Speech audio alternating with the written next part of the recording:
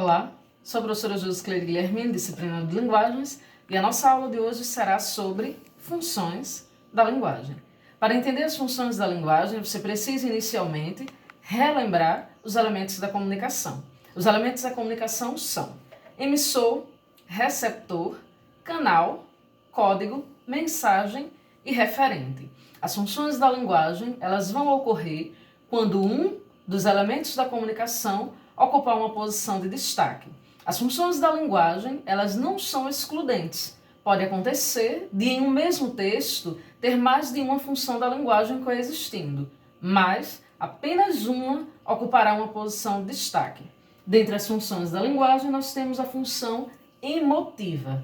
Na função emotiva, a expressão, ou seja, a subjetividade do indivíduo estará latente. Por isso, ela também é conhecida como expressiva. O emissor ocupará uma posição de destaque.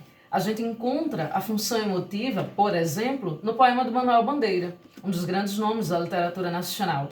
Manuel Bandeira tem um poema intitulado O Bicho.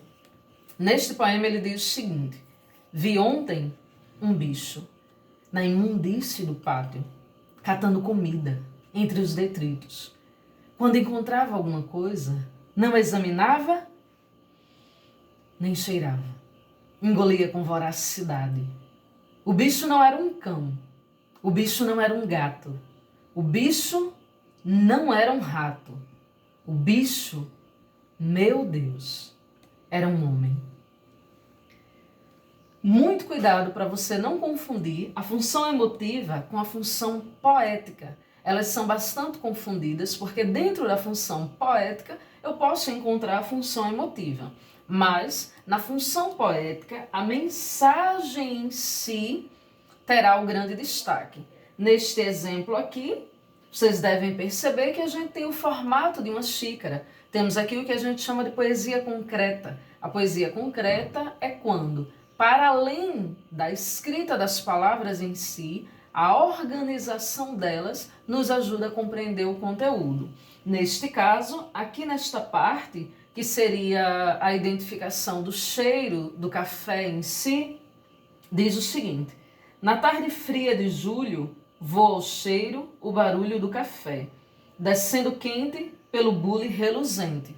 E aqui, complementando o formato da xícara, eu tenho.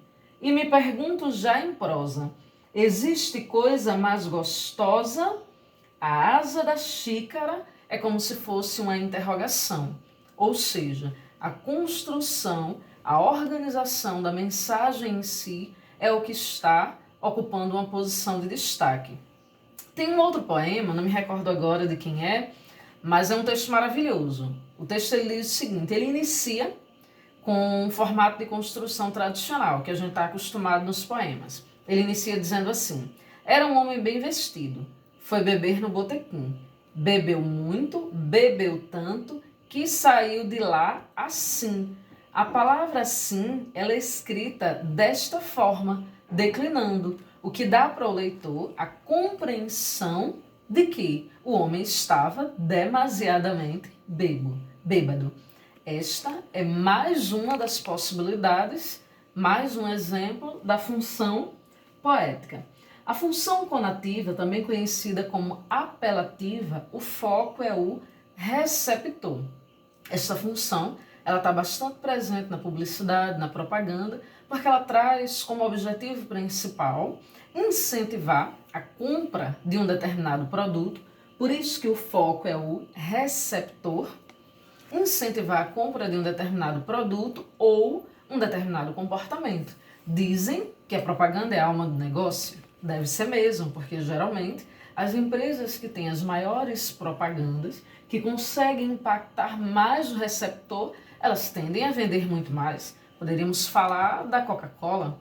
É um produto que faz um mal danado à saúde e não traz algum benefício, mas quando se pensa em refrigerante, possivelmente é o primeiro refrigerante que se lembra. Existe uma propaganda extremamente forte que impacta o consumidor, o receptor, que faz com que ele queira comprar esse determinado produto. E há inúmeros exemplos dentro da publicidade voltados para isso. Temos a função referencial. A função referencial, um exemplo seria o jornal. O que é que está em destaque? O referente. A função referencial, ela tem uma característica primordial, que é a denotação. D de denotação, D de dicionário. Ou seja, as palavras dentro da função referencial, o texto ele é construído evitando-se o máximo possível metáforas. Em alguns casos a gente vai encontrar, mas não é a característica primordial dentro da função referencial. A função fática, por sua vez, ela existe para testar o canal. A gente faz isso de maneira natural, mas todas as vezes que você atende o telefone dizendo alô, é uma forma de testar o canal. A pessoa do outro lado da linha escuta, percebe que o canal está funcionando e ela pode falar. Isso é tão forte que, em momentos quando a comunicação se dá mais de um lado do que do outro, ou seja, quando uma pessoa fica muito tempo do lado da linha falando sozinha, ela sente a necessidade de testar o canal. Você está aí? Está conseguindo me ouvir? Por isso que a gente sente a necessidade de promover, produzir alguns ruídos. Sim.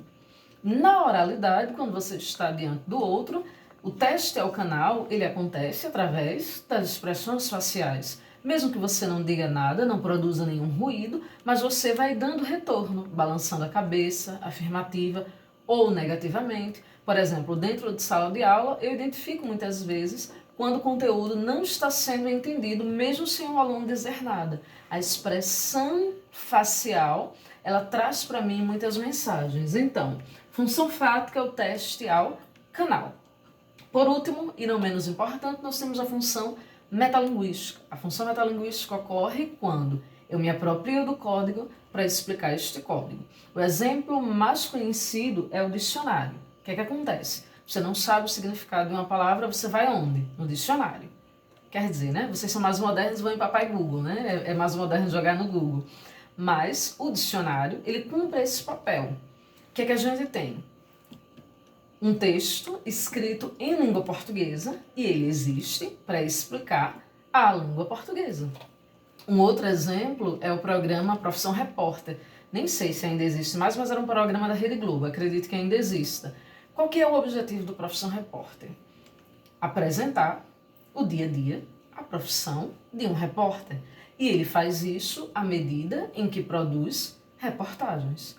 Eu me aproprio do código para explicar este código. Temos um poema, não me recordo de quem é também, acredito que seja de Drummond, que o título é O que é a poesia?